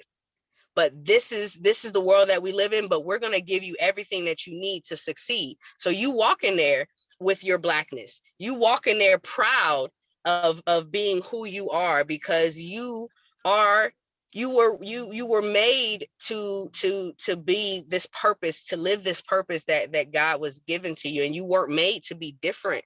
You weren't made to have to, fight for all of the things that you should earn. You know what I mean? You're gonna earn it just like everybody else. I love Even that. if you have to fight 10 times harder, you're gonna do it. So that was on, that's one thing that I can say that I was fortunate to experience in childhood, was knowing at a very early age who I am and understanding the power in that. That is awesome. I love that because I told you the story about my mom doing the Heisman and blocking the guy so I could get Yeah. to see Maya Angelou. She basically, Yeah. she went all like I don't know football terms, but she basically was like she tackled a security guard so I could get into the VIP room to meet Maya Oh my. Angelou. Real quick, Courtney, because I don't know if you know the story, then I want you to answer the same question. But we were we were at UNF to see Maya Angelou speak, and of course, it was like my dream. I've been watching Maya Angelou on TV and Sesame Street since I was like 3 years old, and she'd been on a number of times, and she came to Jacksonville to speak at UNF, and my mom and I went, and we had great like fourth row tickets or something, and. So afterwards, I was like, I just want to go peek in the VIP room to see if I can see her. I have no aspirations we can get in.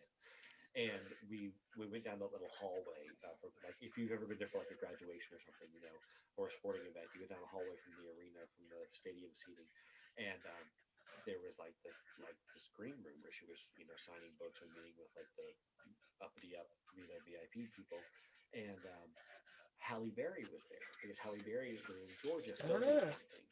And of course, they had been friends for some reason. They had worked on something recently. I don't know what it was. They were friends. So she was there, and Halle Berry was coming down the tunnel a bit this way, so the camera can see me. Was coming down that like tunnel, and my mom didn't see Halle Berry at first. She was like digging through her purse, and my mom looks up and she goes, like this, like, it's Halle Berry. And I was like, where? And mom goes, it's Halle Berry. So my mom grabs Oh Halle Berry by the shoulders and basically puts her into a security guard and goes, oh my gosh, I love you. And Halle Berry's like, what the hell's going on? Oh no. So instead of being starstruck by Halle Berry, I went, that's my chance. So my mom basically throws Halle Berry to the security guard, and I went, okay, ting. Oh my God. My mom's like, she's like constant distraction. And like vibe checks the security guard with Halle Berry. My mom's like 5'10", and so Halle Berry and she are like eye to eye, right? And she like boom into the security guard and like pins them against the wall. So, oh my gosh, I'm so sorry. You know. Where are you? I was like, I whipped around them and went straight into the VIP room. I never got closer to Maya Angelou than like 2 people away, but I could hear her in that intimate, you know, distance, and I was able to make eye contact, and she smiled at me with that full face grin that she had, and she did do that head nod that she was famous for, and I melted. She had this grandmother effect on me that she'd had since I was just a baby. First time I ever saw her on TV, and I melted. And then one of the guards came in and said, "Okay, I need everyone who has one of these, you know, green passes or whatever. I need to check it." And I was like, "Oh, I left mine outside." You know, I did one of those, so like, you know, "I'll be right back." You know, like, "Don't grab me, I'll be right back." And then walked over to my mother and I was like, "You okay?" And she was like, "We have to get out of here." You know, we separated, went to the car different ways. Oh, that's hilarious. amazing. You know what would be funny if you're able to tell Halle Berry that story? That would be hilarious. Oh my gosh, yeah. If I ever Right? meet Halle Berry, you have to be like, so this is my mom. So my mom threw herself at you. If you recognize my mother, forget this face. I just need to tell you. She's 80 and frail now. Please don't have her arrested. She's a big fan. Right. Oh my God. Oh, so gosh. Courtney, when did you first realize that you were a person of color, Asian? I mean, I don't know how does that translate? I know that sounds horrible, but I know because a lot of people, especially white people, look at an Asian person and think, well, she's Chinese. Right. So when did you first realize that you weren't white, or that you might be Chinese, or you know, that you were Asian? I can absolutely pinpoint that. So I come from a military family. My dad's a Vietnam vet. So I did a lot of moving around when I was a kid. So we were in the process of moving to Norway. And up until then, you know, 4 years old, I don't know that I'm different. Right. And I just remember my dad coming back from this intensive training that he was doing. And I've never seen, like, he's always been kind of stoic, but he was never in a foul mood. And he was in a foul mood. And I, you know, little kid walking up, "Dad's home." And he just would look at me and he just was very stoic and was upset. And I'm like, "Mom, what's going on?" And being 4 years old, having my mom say, "It's because your dad is Filipino that he had a hard time today." Because he was going through this intensive training. They were giving him a bunch of just, you know, whatever Asian joke, whatever Asian slur you could throw at him. They were apparently doing that. And to be 4 years old and to have that explained to you was something. It was, you know, I still didn't quite comprehend. But when I really understood it is when we're in Norway. So of course I'm going to a school with both Norwegian kids who are blonde, blue hair, very fair skinned, and American kids who are also in the same boat in a military family. And to have that doubleness of you're American and you're Chinese, what's that about? Doing the eye thing, you know, and I didn't understand, like, having to have that conversation again with my parents, like, why do they think that I'm Chinese? And I'm sure that broke my parents' heart, because why would I ask that? I should take pride in who I am. You know, I come from a strong Filipino family, and my parents have always tried to teach us to, you know, respect your elders, you know, remember where you came from. We take care of each other. So why am I suddenly being told different? So to be, it's very strange to hear slurs in two different languages and then having someone explain and interpret that to you. Wow. So that's when I knew, like 4 or 5 years old, that I'm very different. I'm in a school that's predominantly white, European, with a bunch of other American kids whose parents are also growing up telling their kids different is different and look at it that way. So that's when I really started to understand that, you know, people are going to assume that I'm Chinese. People are going to make comments about the food that I bring to school. They're going to make comments about, you know, what's wrong with your eyes. I mean, it was one of those things that accumulated, getting bullied 4 or 5 years old. So really young, really young. Yeah, like I said earlier about the comment about Columbus Day, you know, to me to be able to point out the hypocrisy and the stupidity of of my fellow white man is, it's an honor and it's painful, you know. But I know if anyone else, anyone who didn't look like me did it, they they could and possibly would be killed on the spot. And that that is that's ridiculous, and it's stupid, and it's painful, and it's um I have a friend, and I'd asked him to be on with us today, and he didn't want to, because he wasn't sure how serious the conversation was going to get, and he for when I tell you the story, it'll make more sense. I said, you know me. It's going to be a lighthearted conversation, even though it's a serious topic. He's from India. He's fourth generation. He doesn't have an accent. He's as Americanized as anyone else could be. As far as his dress and his sound, he's very Ohio, very vanilla, but he looks Indian. But he doesn't. That's the weird thing. He does to me, because I know where he's from, where his family is from. But in a time of America like 2020, he has the ability to assimilate where he needs to. When a guy in a red MAGA hat, or a guy with a pickup truck that has a rebel flag, uh, or whatever, someone who he feels like he should be afraid of, comes into his bubble, he can be Mexican if he needs to be. He can be Arab if he needs to be. He can be Asian if he needs to be. Or the downside of that is he's mistaken for one of those things when he doesn't want to be. And so he's terrified more often than not.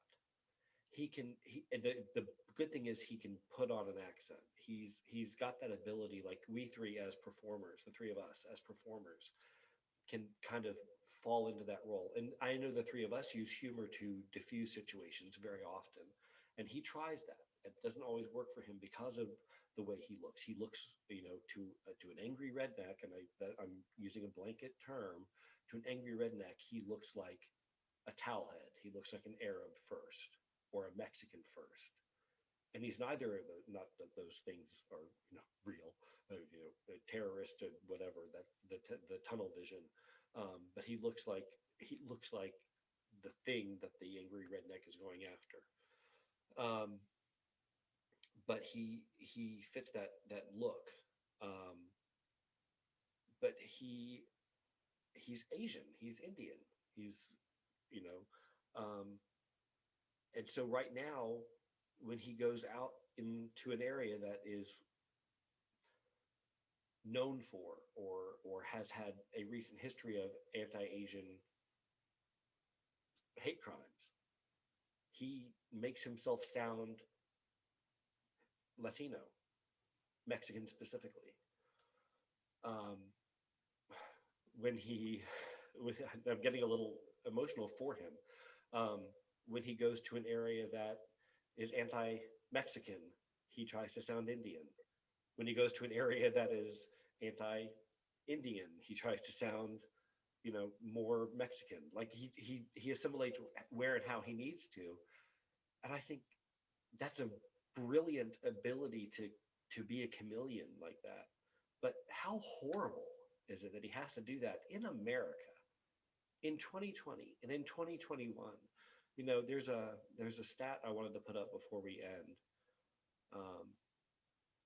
See if I can get it to come up easily, and I want to get your thoughts on that while I'm looking for this stat. Courtney, I'll start with you. I can relate. You know, there are many times where I feel like I've had to, I think the term is code switch. Yeah. You know, using the, you know, if I'm dealing with the Southern woman who is about to get as angry and hot as her hair is high, you know, at me about some certain situation.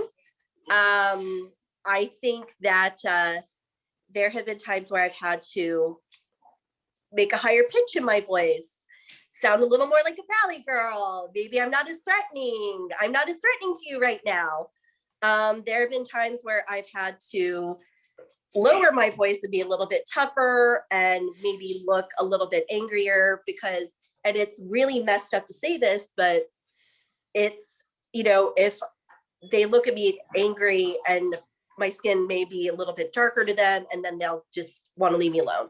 I mean, it's a really, really messed up way to talk about it, but you know, it's again, assimilation being survival.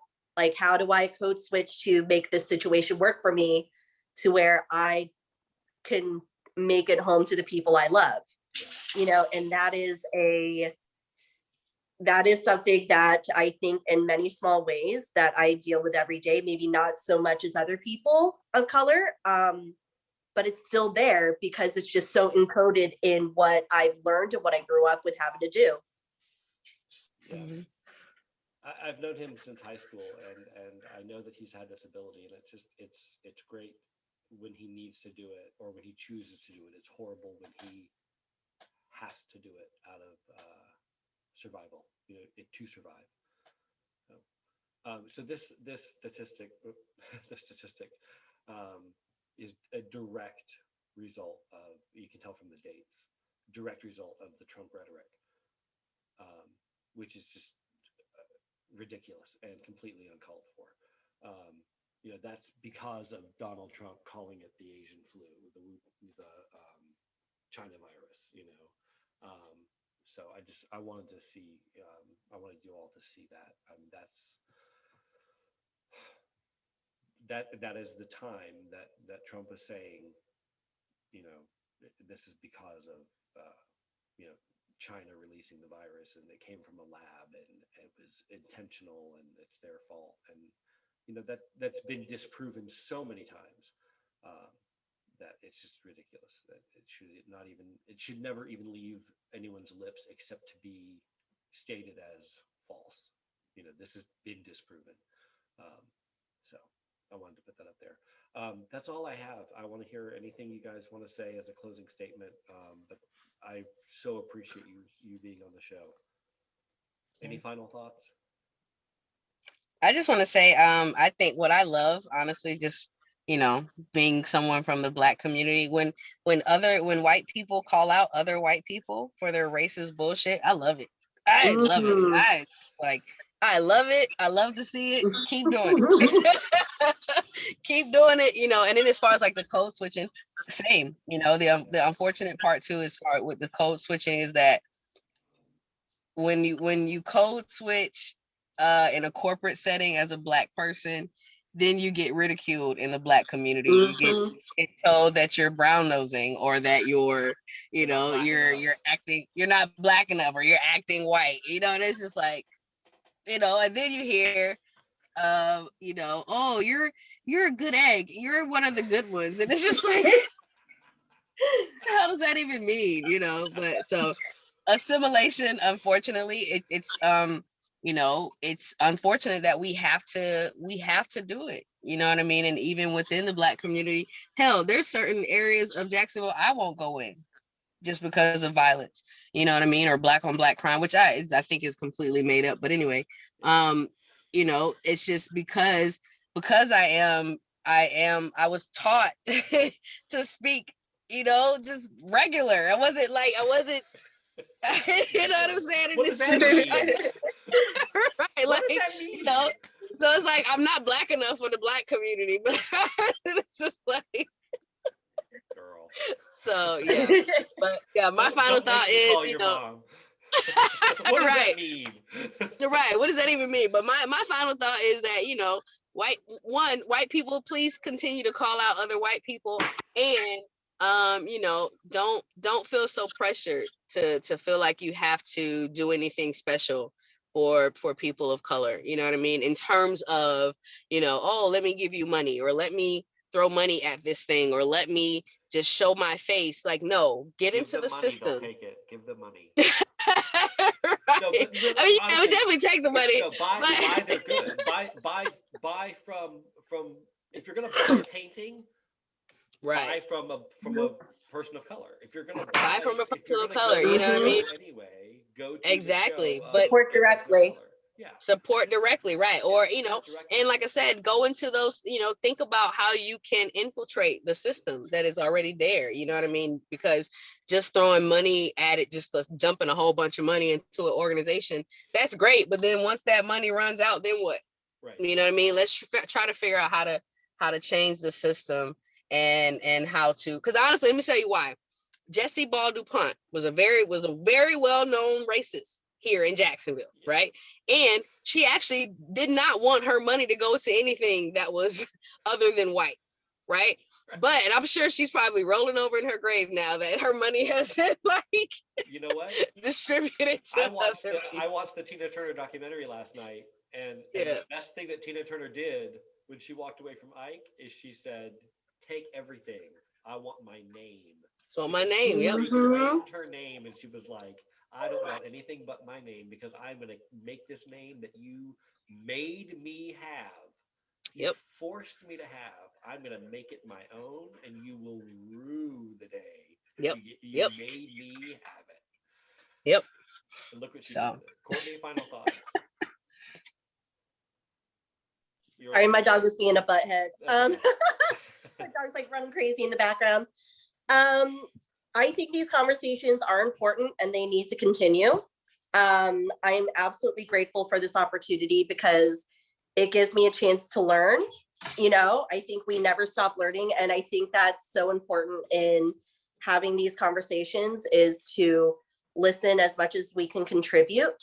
I think that it's great that, to hear other points of view when it comes to, because I know what I'm doing to be an advocate, but I don't know what it's like from the other side. So Love, it's really awesome to hear what you're seeing, because sometimes even just in general as a human being with everything that's going on, is what we're doing really enough? Like, what else is there to do? What other work is there to do?